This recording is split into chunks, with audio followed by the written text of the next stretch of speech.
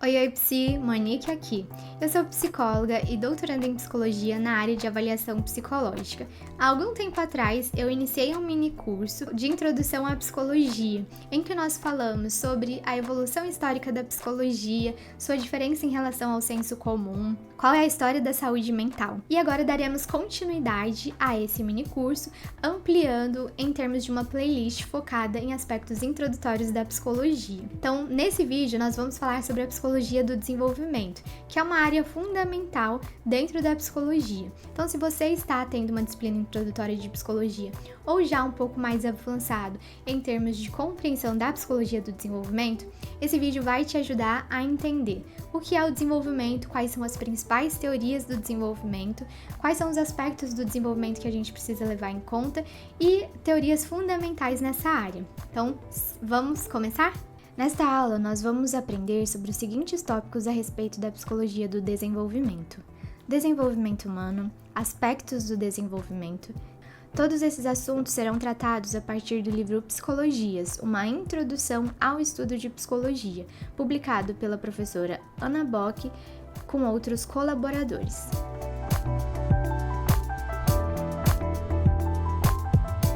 A psicologia do desenvolvimento humano vai estudar o desenvolvimento do ser humano em todos os seus aspectos: físico-motor, intelectual, afetivo-emocional e social, do nascimento até a idade adulta. Então, talvez você esteja vendo essa disciplina agora, ou talvez esse assunto numa disciplina mais introdutória, entendendo as diferentes áreas da psicologia. Mas a psicologia do desenvolvimento é aquela disciplina fundamental que vai nos ajudar a entender que o contexto mais imediato de uma pessoa é o contexto do seu próprio desenvolvimento, mas que esse desenvolvimento se dá a partir de dimensões distintas e que compartilha características com outras pessoas e que vai se diferenciar dependendo da fase do ciclo de vida no qual nós estamos olhando.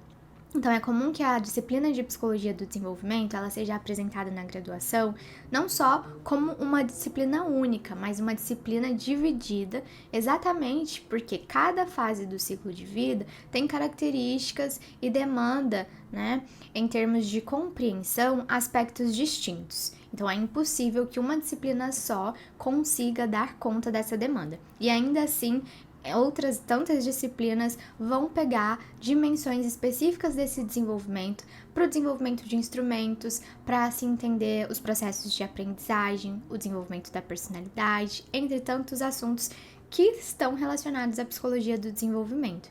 É por isso, então, que é uma disciplina fundamental para todos os estudantes da nossa área. Enquanto seu objeto de estudo, o desenvolvimento ele precisa ser entendido a partir dos seus aspectos biológicos, físicos, sociais e culturais, que vão se interconectar e se influenciar de forma recíproca, produzindo então indivíduos com modos de pensar, sentir e estar no mundo singulares e únicos. A psicologia do desenvolvimento em si, ela vai buscar aquilo que é semelhante aos indivíduos. Ou seja, na fase infantil, o que se espera em termos de desenvolvimento cognitivo, desenvolvimento emocional, de desenvolvimento físico, na adolescência, na idade adulta. Então, cada uma dessas fases vai ter características específicas que ajudam a diferenciá-las uma das outras e também a entender de forma específica o que ela traz em termos de desenvolvimento e quais são os prejuízos que, eventualmente, de uma fase acaba sendo levado para posterior. Então, como o objeto de estudo é o desenvolvimento, esse objeto vai ser, então, transposto em formas de teorias, que são as teorias do desenvolvimento. Vão ser construídas a partir de diferentes tipos de pesquisas, sejam pesquisas de observações, pesquisas com grupos de indivíduos de diferentes faixas etárias ou de diferentes culturas, estudos de casos clínicos, acompanhamentos de indivíduos desde o nascimento até a idade adulta.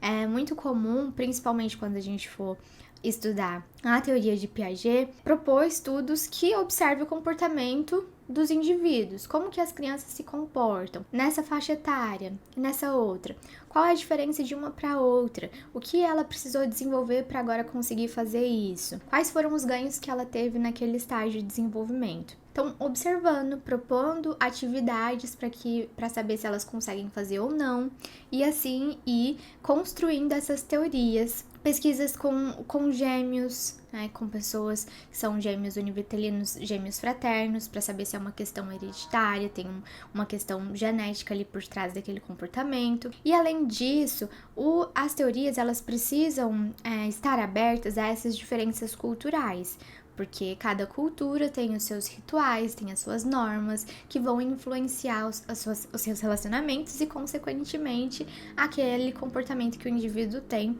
nas suas diferentes fases do ciclo de vida. E pesquisas longitudinais nos permitem enriquecer em termos de conhecimento ao longo do ciclo de vida, ou seja, como que aquela pessoa se modifica ao longo da sua trajetória individual, trazendo aí, enriquecendo a nossa compreensão sobre o ser humano. Por que estudar o desenvolvimento humano, então? Então, a partir do estudo do desenvolvimento, a gente consegue conhecer as características comuns de uma faixa etária, conseguimos entender como e por que as pessoas se comportam de determinada forma em um momento de sua vida, e podemos, então, planejar propostas de intervenções em diferentes áreas da psicologia com diferentes objetivos sociais. É a partir de uma compreensão do desenvolvimento humano que a gente consegue propor intervenções clínicas no desenvolvimento da personalidade, propor estratégias de avaliação psicológica, construindo testes que são adequados ao público-alvo. Então, não pode se esperar que uma criança consiga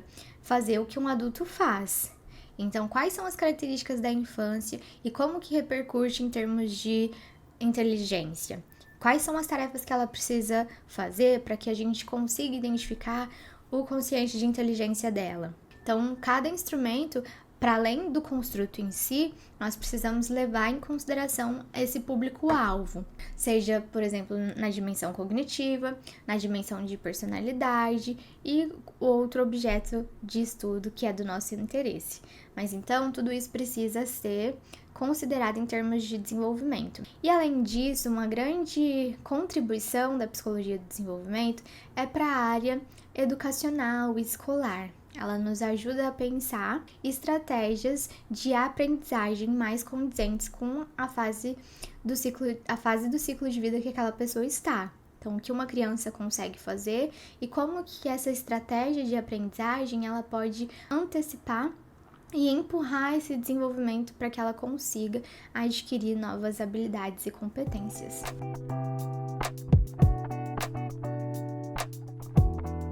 Quais fatores, então, influenciam o desenvolvimento? São fatores indissociáveis que interagem o tempo todo e que vão afetar esses aspectos do desenvolvimento humano. Eles incluem a hereditariedade, que é a carga genética que vai estabelecer o potencial do indivíduo, que pode ou não se desenvolver. Então, comum nos construtos psicológicos como a inteligência, a personalidade, a gente entender que existe um componente genético ali influenciando o surgimento dessas características individuais. Então, colocando, em termos de potencialidade que a pessoa consegue ou como ela vai se comportar no seu contexto. Mas é uma dimensão que, se não explica tudo, explica parte. E os estudos vêm principalmente com os gêmeos, das suas semelhanças e diferenças. A maturação neurofisiológica diz respeito ao amadurecimento de estruturas neurais e seu funcionamento, guardando aí relação, por exemplo, com o processo de alfabetização, com a habilidade de segurar o lápis. Então, tudo isso depende do amadurecimento dessas estruturas neurais para que a criança consiga desenvolver. Mas claro que existe um meio ambiente que vai estimular no termo de surgimento dessas competências, dessa maturação. Então, a estrutura não amadurece por si só, ela precisa de um estímulo desse ambiente, ajudando a desenvolver esse potencial que está vinculado aos seus aspectos hereditários. O crescimento orgânico diz respeito ao aumento de altura e estabilização do esqueleto, que vão ampliar as possibilidades de comportamento e domínio sobre o mundo. Então, veja que na história do indivíduo, esses ganhos vêm desde o nascimento. Mas então o nascimento nos dá essa carga hereditária, com a interação com o ambiente a gente começa a amadurecer a nossa estrutura cerebral, a partir do seu amadurecimento estimula o desenvolvimento do nosso organismo como um todo, para que a gente caminhe, então, com maior domínio e possibilidade de se comportar nesse contexto que a gente está inserido. Além disso, nós temos, então, o meio ambiente, que vai ser esse conjunto de influências e estimulações que vão alterar padrões de comportamento do indivíduo. Então, o ambiente vai nos sinalizar o que nós precisamos aprender, o que é esperado de nós. Os estímulos verbais, por exemplo, vão nos ajudar a entender a importância da linguagem e que a linguagem vai nos ajudar a comunicar, a relacionar com outras pessoas e, consequentemente, isso vai amadurecer ainda mais as nossas estruturas cerebrais, tornando aí em ganhos em termos de inteligência. As nossas relações sociais, a forma como as pessoas se relacionam tem importância e peso no desenvolvimento. Então, para que esses estímulos verbais eles sejam transformados em algo significativo para o indivíduo, em termos, por exemplo, desenvolvimento de hábitos de leitura, é preciso que outras pessoas nesse ambiente do qual a pessoa está inserida leia para ela, apresente o livro, pergunte o que ela entendeu. Então, estimule, no sentido de desenvolver esse interesse pela leitura e de levar consigo isso para outras fases do seu desenvolvimento. Ou seja, que isso se reflita em ganhos para essa pessoa, em termos de comportamento. E a cultura? Rituais, crenças, formas de comportamento, valores e objetos de estimulação de determinada cultura. Então, se a gente pega ainda essa questão da leitura, a gente vê que muitas pessoas no Brasil não têm um interesse pela leitura e acham que isso é um interesse individual. Eu não gosto de ler. Se a gente olhar para o contexto no qual ela vivencia, a gente vai ver que ela possivelmente se relaciona com outras pessoas que também não gostam de ler, que ela está inserida em um contexto macro-social, que é o nosso país, em que 87% da população não gosta de ler e compra cada vez menos livros. Então, não é algo individual, é algo socialmente compartilhado e que a gente vai transformando em algo nosso. E é a partir disso que a gente pode ir desconstruindo, quebrando essas casquinhas para que a gente consiga ter uma relação diferente com esse ambiente e, a partir dele, ir operando também transformações no nível social.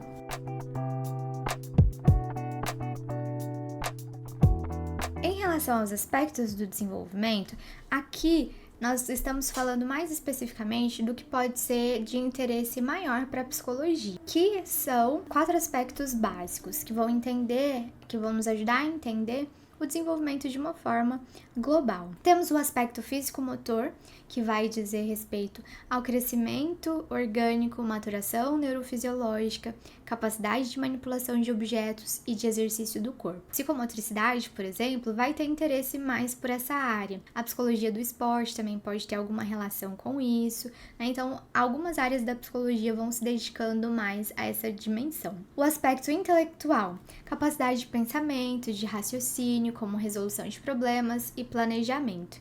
Vai ter impactos para o processo de avaliação, construção de instrumentos relacionado ao público-alvo em específico, quais são essas dimensões da inteligência e pensando também em estratégias educacionais e escolar, como que as disciplinas podem ser pensadas, estimulando esse desenvolvimento intelectual das pessoas, como que as famílias também podem contribuir para esse desenvolvimento intelectual. Aspecto afetivo e emocional diz respeito ao modo de integrar suas experiências afetivas, lidar e expressar suas emoções, como a regulação emocional. É uma competência que vai se desenvolver a partir da infância e que é fundamental para outras fases do nosso ciclo de vida.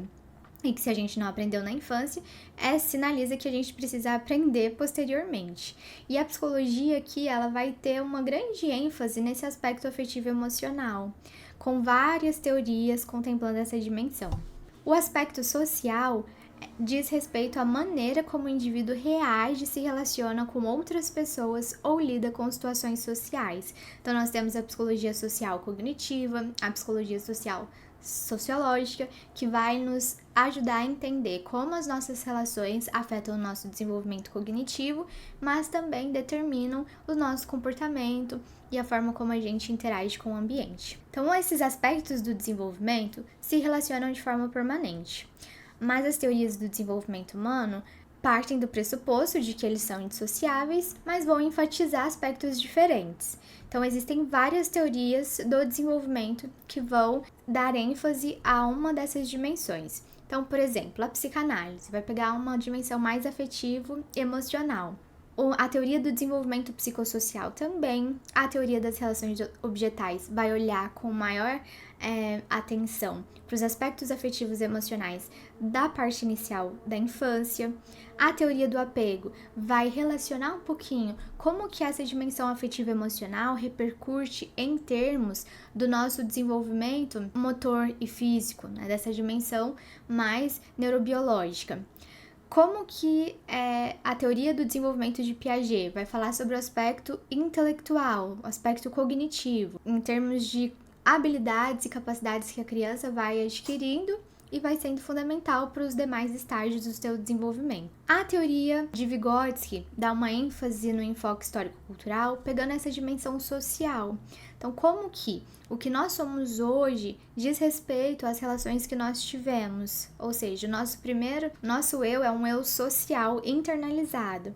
Então, a gente vai discutir um pouquinho também aqui nessa aula sobre essas duas teorias que são muito influentes na psicologia, que é a teoria do desenvolvimento de Piaget e o enfoque histórico-cultural de Vygotsky. Em outros vídeos, a gente vai trazer outras teorias da personalidade, trabalhando nessa dimensão introdutória, como a psicanálise, o behaviorismo e outras também interessantes, combinado? Hoje a nossa videoaula foi sobre psicologia do desenvolvimento, para quem está iniciando a graduação em disciplinas introdutórias ou para aqueles que estão já na disciplina específica de psicologia do desenvolvimento e que precisaram aí ter uma visão geral sobre os aspectos do desenvolvimento. Se você gostou desse vídeo, não esqueça de deixar o seu curtir, comentar sobre suas dúvidas a respeito desse tema ou pontos de vista que você tem sobre isso e também se inscreva no nosso canal. Assim você contribui para que a gente produza conteúdos com mais frequência e maior qualidade, atendendo também às suas sugestões. Então participe como você puder por aqui. Nos vemos no próximo vídeo. Até breve!